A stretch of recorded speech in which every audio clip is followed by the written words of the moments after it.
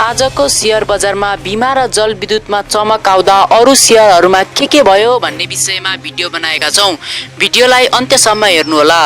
Share बजार मंगलबार सामान्य गिरावट आएको छ। बजार केही अस्थिर पनि देखियो।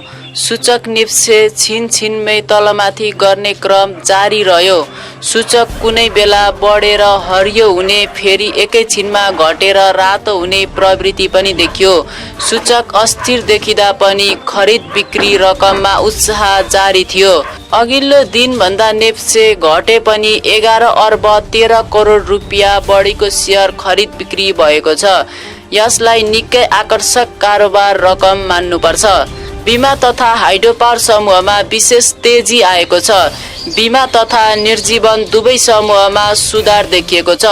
पछिल्ला दिनहरूमा बढेको बजारबाट ट्रेडहरूले नाफा बुक गर्ने प्रवृत्ति हावी हुँदा सूचक केही अस्थिर बनेको अनुमान छ। हाम्रो बजारमा पछिल्ला दिनहरूमा ट्रेडहरू पनि निकै बढेका छन्। अहिले त झन् थोरै नाफामै छिटो बुक गर्ने प्रवृत्ति समेत विकास भएको पाइन्छ। सोही आधारमा बजार अधिकतम बढेपछि सूचक फेरि तल झर्ने गरेको हो।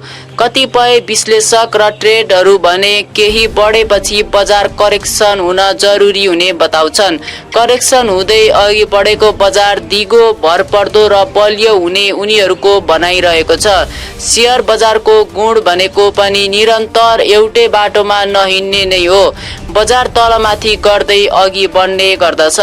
तथापि दीर्घकालीन लगानीकर्ताहरू भने दिनहु हुने उतार चढावमा खासै ध्यान दिँदैनन्। उनीहरू सस्तो भाउमा सबल वित्तीय सूचक भएको भ्यालु तथा ग्रोथ स्टकहरू खरिद गर्दछन् अनि यसले लामो यात्रा पार गरेर भाउ माथिल्लो बिन्दुमा पुगेपछि मात्रै बेच्ने गर्दछन्।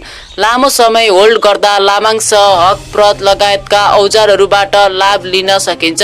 साथमा पुँजीगत लाभ पनि भइसकेको हुन्छ। सामान्यतया 3 देखि 5 वर्षसम्म होल्ड गर्ने दीर्घकालीन लगानीकर्ताहरू हुने गर्दछन्। तसर्थ आम लगानीकर्ताले बजारमा आफ्नै रणनीति बनाउँदछन्। कहिले किन्ने कहिले बेच्ने भन्नेतर्फ विशेष ध्यान दिन आवश्यक हुन्छ। नाफा कति चाहिने हो अनि यसका लागि कुन भाउमा किनेर कति समयसम्म होल्ड गर्ने भनेर पनि योजना बनाउन आवश्यक हुन्छ।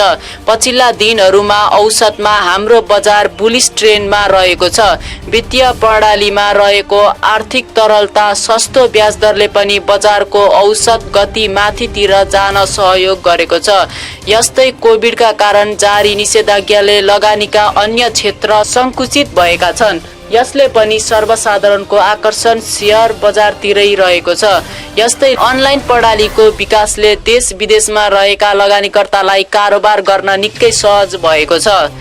नेप्से सूचक 6.50 अङ्कले घटेर 2816.56 बिन्दुमा अडिएको छ। 13 मध्ये 6 समूहको सूचक वृद्धि भएको छ।